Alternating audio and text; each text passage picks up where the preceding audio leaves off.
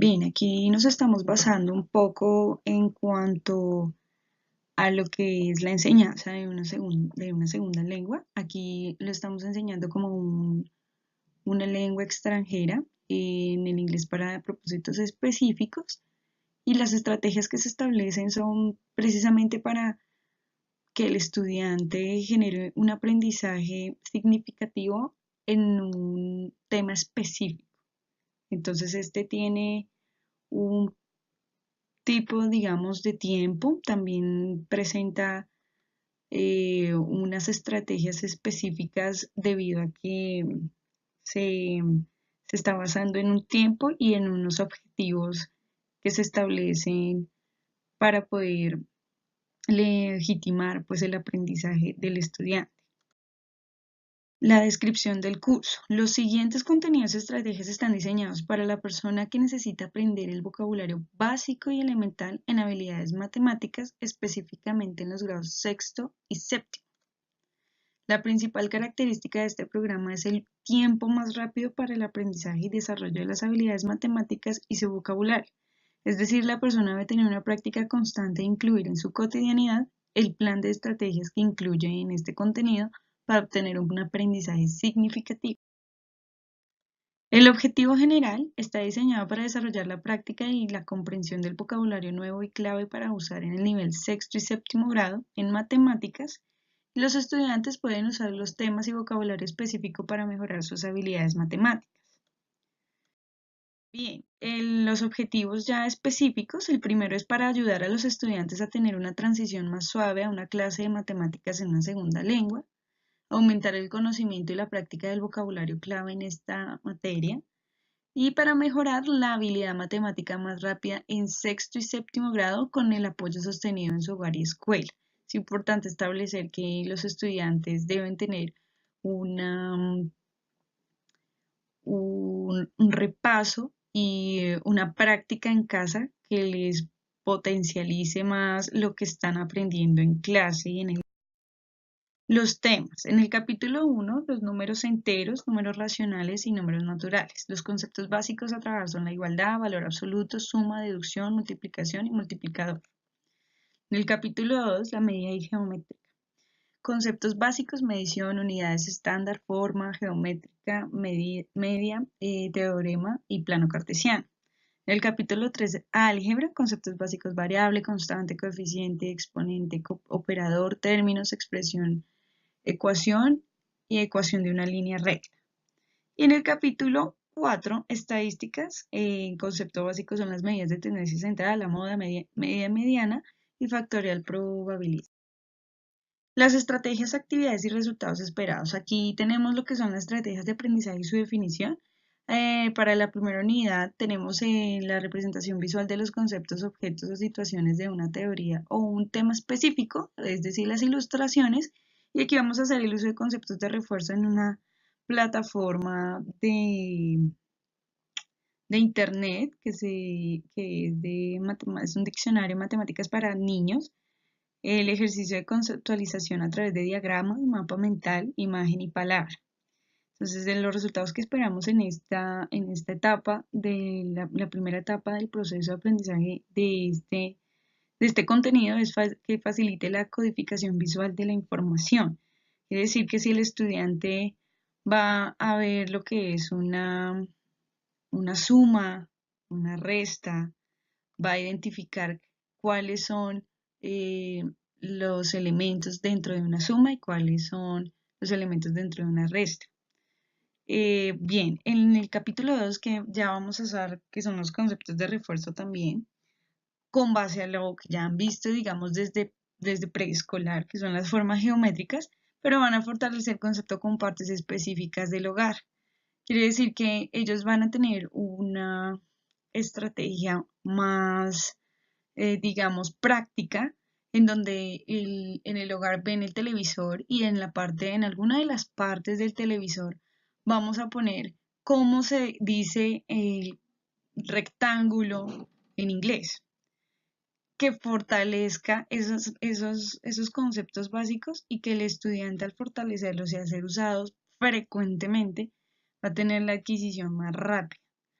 Entonces, los resultados esperados son estos y comprende la información abstracta traslada lo aprendido a otros ámbitos. En el tercero, vamos a usar mapas conceptuales y redes semánticas en representación gráfica de esquemas de conocimiento. Indica conceptos, posiciones y explicaciones. Igual, aquí vamos a hacer el mismo uso de las TIC para los conceptos de refuerzo en el mismo diccionario.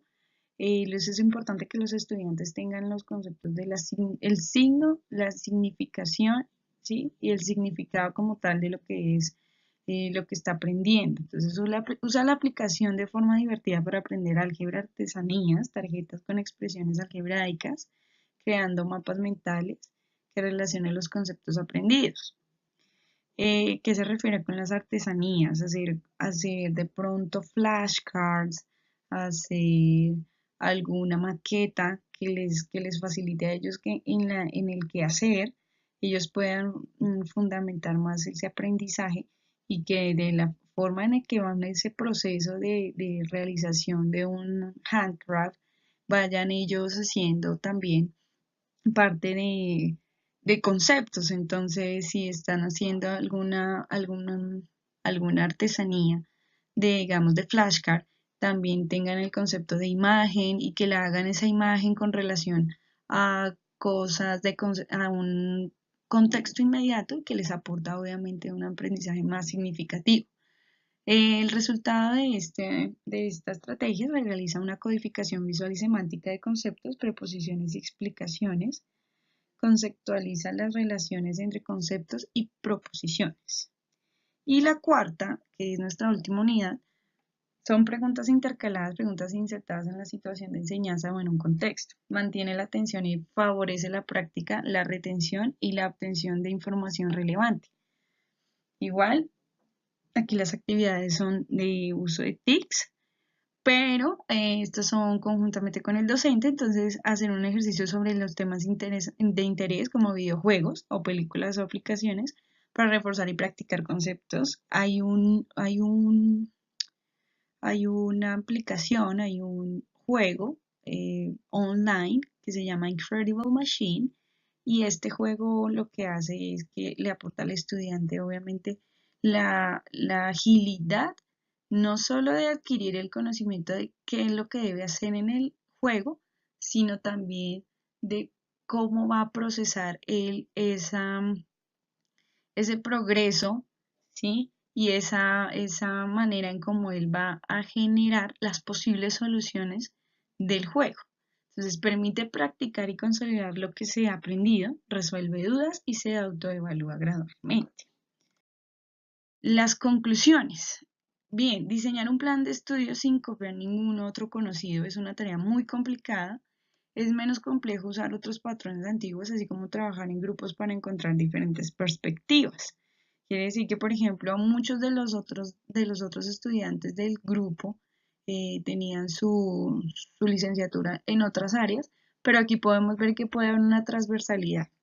Entonces, puede haber un docente de matemáticas, un docente de química, un docente de ciencias y lo podemos hacer conjuntamente con el idioma y allí estamos obviamente desarrollando pues múltiples inteligencias en el estudiante.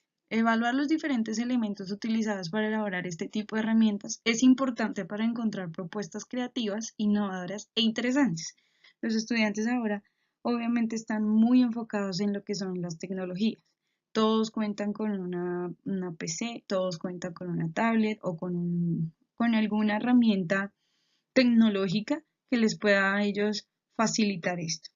Tener en cuenta diferentes tipos de población es importante cuando se trata de crear un programa inclusivo.